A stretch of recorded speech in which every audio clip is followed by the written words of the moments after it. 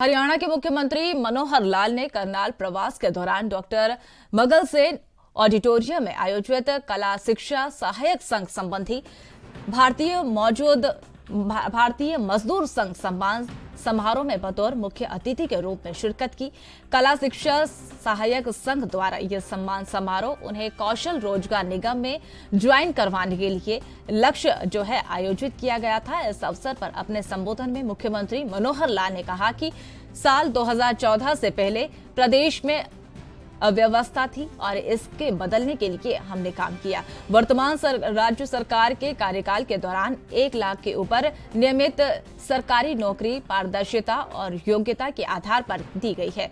उन्होंने कहा कि आज प्रतियोगिता का युग है, कला शिक्षा सहायक स्वयं भी प्रतियोगिता की तैयारी करें।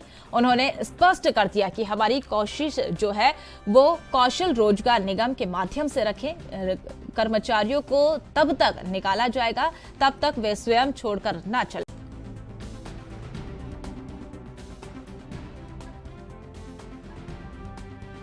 हमने व्यवस्थाएं बनाई है कि रेगुलर नौकरी पारदर्शी तरीके से होनी चाहिए, कोई पर्ची नहीं, कोई खर्ची नहीं।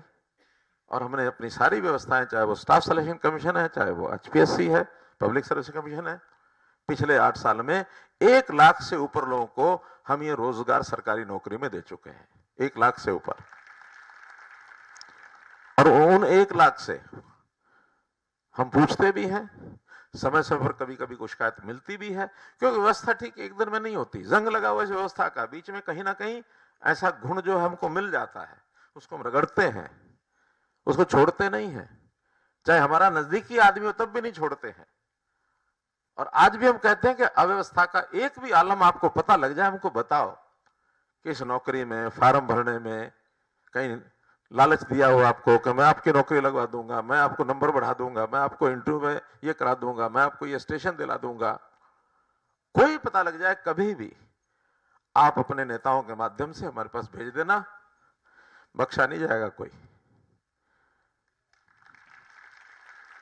अब कितने ही गैंग मिले हमें जो इन परीक्षाओं में पेपर लीक करने के मामले में हमको मिले, नकल कराने में मिले, सीटर बन करके बैठने वाले मिले, नाम किसी का, पेपर कोई और दे के आ रहा है, ओवर राइटिंग ये करते हुए मिले।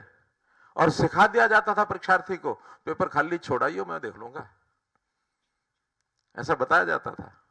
हमने उसमें से कई सिस्टम निकाले, और एक सिस्टम तो अभी पिछले साल भर से क्या निकाला कि अगर एक प्रश्न के 4 उत्तर हैं ABCD, एक टिक करना है, व्यक्ति खाली छोड़ के ना आ जाए।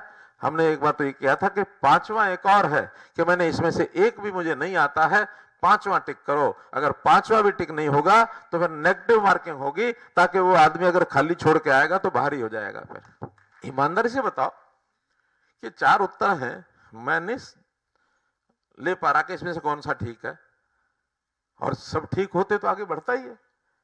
खाली छोड़ेगा तो वैसे ही नेगेटिव मार्किंग शुरू हो जाएगी, ताकि वो इस भरोसे ना रहे कि मैं किसी को पेपर दे के आऊंगा, बाद में सेटिंग हो जाएगी उसके, कोई भी टिक टिक टिक करके और मेरे पेपर को सॉल्व कर देगा। बहुत सी व्यवस्थाएं बनाई, योग्यता पर आगे बढ़े। कुछ लोगों को आगे बढ़ने के लिए अवसर देना पड़ता है, उनके लिए स्किल यूनिवर्सिटी हमने बनाई है कि वहां ट्रेनिंग प्राप्त करो। फिर उसके लिए उसको लगता है कि मुझे अवसर नहीं मिल रहा, अवसर लेने के लिए उसको शायद पैसों की जरूरत है, लोन की व्यवस्था कराते हैं। प्रधानमंत्री ने मुद्रा योजना बनाई, 1 करोड़ रुपए तक का लोन 1 घंटे के अंदर देने की व्यवस्था की, बहुत लोगों को लोन मिले हैं। फिर किसी को टेक्नोलॉजी का सहारा लेना है, IT बेस्ड चीजें हैं, तो ऐसे जो स्टार्टअप्स हैं उनके माध्यम से काम कराए। तो ऐसे बहुत बड़ी इन्वेस्टमेंट बड़ी बड़ी हो रही है जो प्राइवेट इंडस्ट्री में, उसको लेकर के आए, चाहे अपने देश के लोग चाहे विदेश के लोग हैं, ताकि वहां लोगों को रोजगार के लिए अवसर मिले। तो ऐसे चाहे अपने काम हो चाहे प्राइवेट नौकरी हो, इसके अंदर ज्यादा अवसर प्रदान। और हम तो यहां तक कहते हैं, भाई अगर सरकारी नौकरी भी ले ली है तो सरकारी नौकरी में भी एक आपकी सबकी अपनी अलग अलग इनकम की एक लिमिट है। हमारा अधिकार हमारी सैलरी पर है, इससे ज्यादा एक भी पैसे पर अधिकार नहीं है हमारा, वो समाज का पैसा है। तो इस नाते से हमने भ्रष्टाचार पर चोट की है। अब हम कहते हैं कि जो सैलरी वाले भी हैं चाहे वो सरकारी कर्मचारी है या प्राइवेट कर्मचारी है। कंपटीशन में हुनर सीखने के लिए, नई नई चीजें बढ़ाने के लिए और आगे बढ़ो। अगर आपको अच्छे उद्योग में जाने का मौका मिलता है और अपना उद्योग भी कर सको, आप सैलरी आज 15,000, 20,000, 25,000, 30,000 लेते हो, अपने बिजनेस में सब सुविधाएं आपको मिलती हैं, उसमें अगर 50 लाख कमा सकते हो, 50,000 रुपया महीना कमा सकते हो तो वहां चले जाओ। 1 लाख रुपया महीना कमा सकते हो तो वहां चले जाओ। मैं तो इवन हमारे आईएएस अधिकारी, एचपीएस, एचसीएस उनको भी कहता हूं कि भैया अगर अपना धंधा कोई करना हो, हम आपको सुविधाएं देंगे, लोन भी दे देंगे, कुछ ना कुछ सहायता करेंगे, जाओ और लोग आ जाएंगे यहाँ आपके।